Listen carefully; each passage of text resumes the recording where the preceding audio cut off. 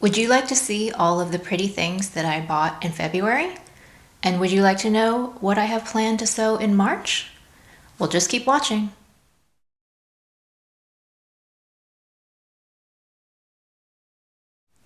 Hi, my name is Sarah and my channel is Knotty Gnome Crafts. My channel is all about my love of sewing and styling a handmade wardrobe. Today's video, as I just mentioned, we're going to talk about my haul for February and then my plans for March. So let's just start with my fabric haul. I did buy 2 pieces of fabric in February, and this was my first fabric purchase of 2022, so I feel like I'm doing pretty good. And I bought a couple pieces from Spoonflower. They had a 20% off sale, and also Natita from So Natural Dane had been running the BHM Pattern Designers Challenge, and she and I think a designer had released some exclusive prints on Spoonflower that you could order, and I just really wanted to support Natita and her challenge, and I also thought that the fabrics were lovely, so I went ahead and ordered one of her fabrics, and I bought the geometric print here. And it's beautiful, beautiful colors. I'm really glad that I chose this colorway. And I got it printed on the Sport Lycra, and I got 1 yard. So I have ordered from Spoonflower before, but it's been a really long time, and I've only ever ordered their quilting cottons. So I've never ordered any of the other bases, but I got this Sport Lycra because I thought that this print would be really lovely as part of an activewear set. I've really enjoyed getting into sewing my own activewear. So I've already pre-washed this print, and it does have 4-way stretch, but I did notice that when you stretch it a lot, it does start to go a little bit white. So I'm gonna have to be really careful in regard to pattern placement and how I combine my different fabrics to make sure that that's not gonna be an issue. But I do think that this is gonna be really lovely as part of probably a leggings and a sports bra set. I'll probably combine it with just basic black, or I do have some other scraps of fabric in my stash that I could use. So that is what I'm planning to do with this one. I think that the print is really, really lovely. And thank you, Natita, for designing this beautiful fabric. So while I was shopping on Spoonflower, I didn't want to just buy that 1 yard of fabric because the price with shipping, even though it was on sale, it was going to be a really expensive yard of fabric. So I justified to myself that I could buy another piece to make the shipping worth it.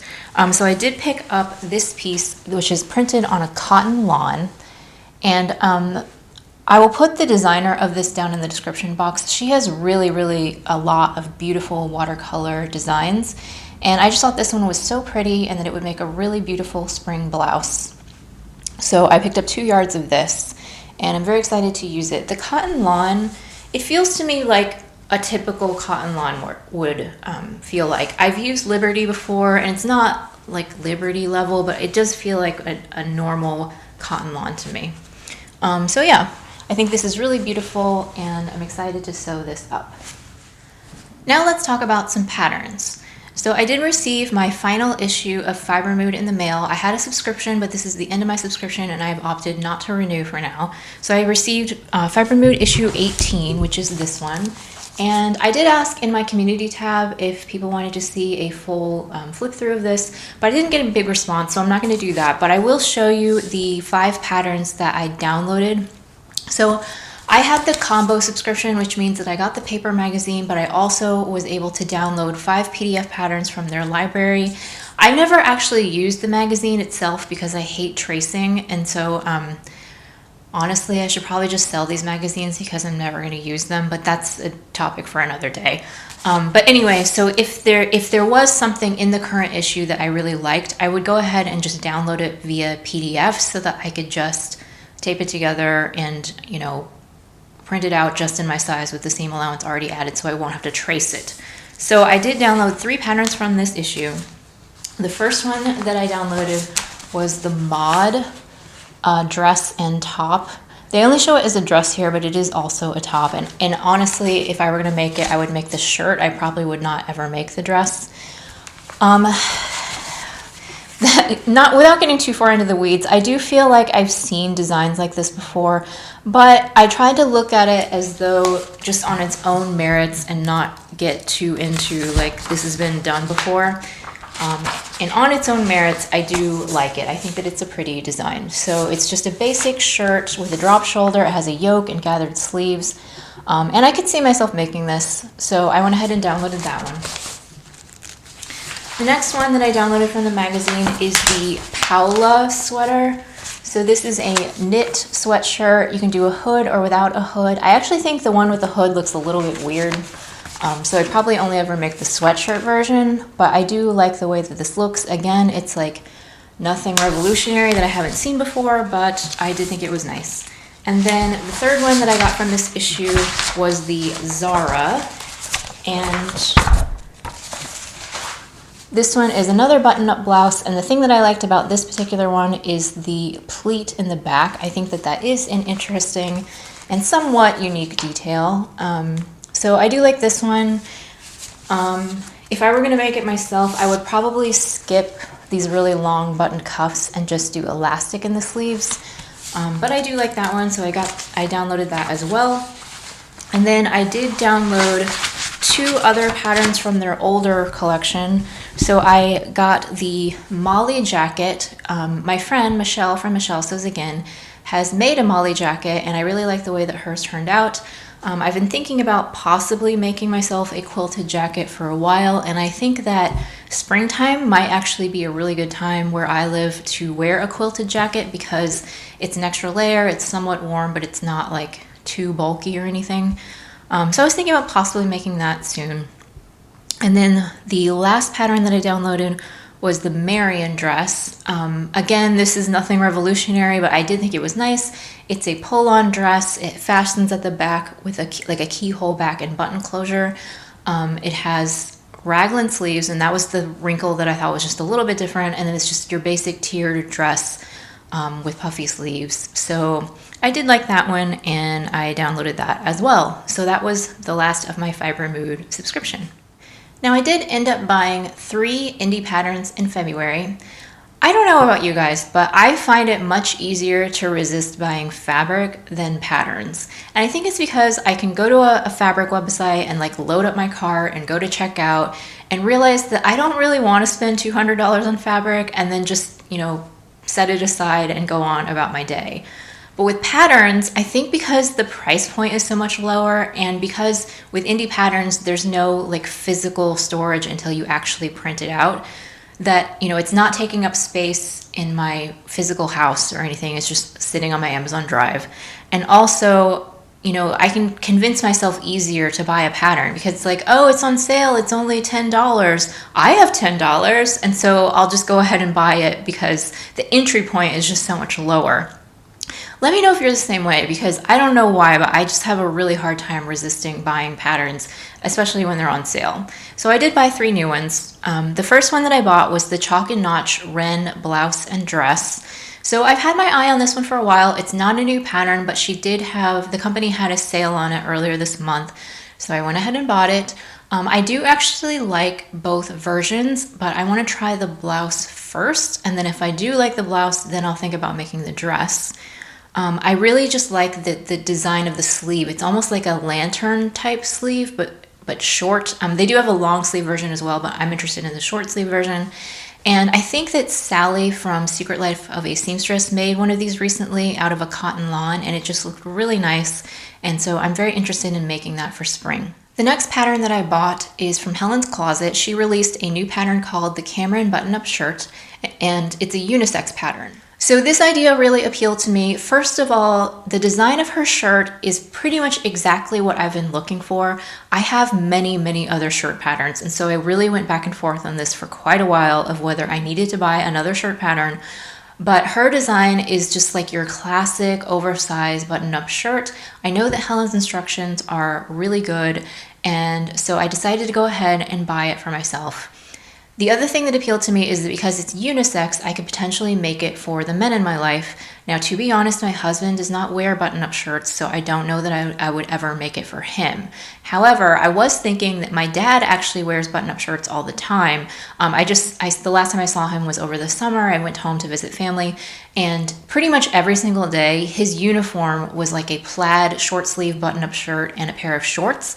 So I was thinking it might be nice to make a plaid shirt for my dad, possibly for his birthday. So I went ahead and bought that pattern. And I am actually really happy to say that I am currently working on sewing that up right now. So it is one that, although I did buy a new pattern, I am making it up already, so I feel like I'm not wasting anything. So I'm really happy with that so far. And you will see my finished shirt in my February Makes video. So if you are not already subscribed, now would be a good time to subscribe to my channel and make sure you hit the notification bell so you'll know when I upload new videos. So the last pattern that I purchased in February was a total impulse buy. I think I was watching a styling video, and I don't even remember what the video was about, but it was something about, like, they had talked about pairing a hoodie with a blazer, and I just really liked that idea. But I'm actually like oddly lacking in just like your standard normal hoodies. Like, I looked through my pattern stash and I have tons of patterns for hoodies, but all of them have something like unique about it, that it's not just your classic standard hoodie.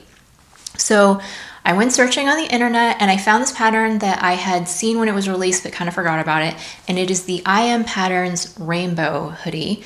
And this is an amazing pattern. It is not just a hoodie, it is also a dress or your classic sweatshirt. I think there's something like 72 variations. I'm gonna pop the line art on the screen, but there's just so many different variations that you can do with this. But it is like your classic pull-on hoodie shape, you know, like not too boxy, not too fitted, just kind of in between. It has set-in sleeves, it's not a drop shoulder. I think that it would be a nice piece to use for layering. So I went ahead and bought that because the exchange rate for euros was good that day. I think I ended up paying like $9.75 or something like that for the pattern. So I thought that that was a good price for all those different variations.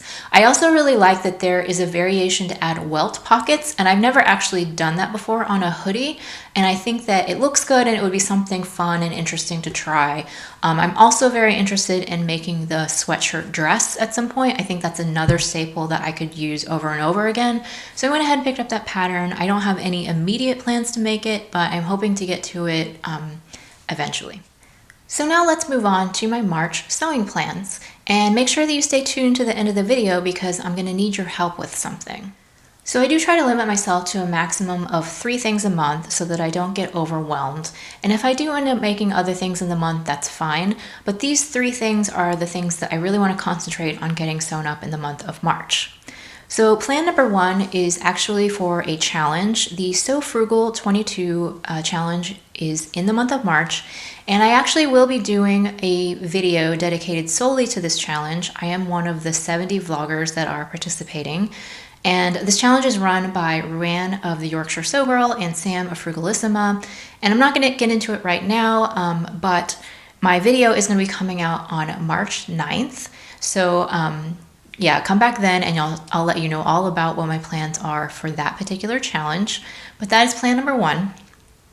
And then plan number 2 is building on the knowledge and what I've learned from my pants fitting class. And I am actually going to have a video coming out about that on Friday. But for now, all I'm going to say is I want to remake the Anna Allen Persephone pants. So I've made these pants once before, and the fit that I ended up with wasn't perfect, but I think it was a pretty good starting point. So I am planning to trace out the pattern that I've already modified, and then do some more modifications to it and make a muslin, not a wearable muslin, but an actual like fitting muslin. And then hopefully once I get those changes solidified, I'm going to go ahead and sew up a pair of pants, and I'm going to use this stretch denim from Style Maker Fabrics. It has been in my stash for quite a long time. I think I bought this in 2018, and the only reason that I never used it was because when it arrived in the mail, the color was not quite what I was expecting.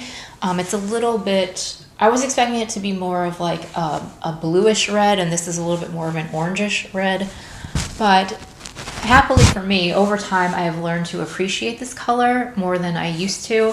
So I do like it now, and I think that I could get a lot of wear out of these pants. I already know that I really like the style of the Persephones, and I could see myself making that pattern over and over again. And so I wanted to start with something that I do like this fabric, and I think I would like the finished pants, but I didn't want to dive in right away to like a basic, like a a black denim or a dark wash denim or a corduroy or something that I was really precious about. I wanted to start with something a little bit more low risk. So yeah, I want to make those up in the month of March.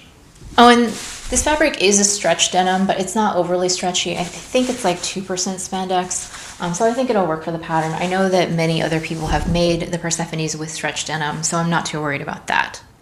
And then plan number 3 is the one that I need your help with. So I really want to make the chalk and notch wren blouse. I definitely am trying to use up these patterns that I'm buying and not just let them sit around forever. So I do want to make sure that I get that sewn up in March.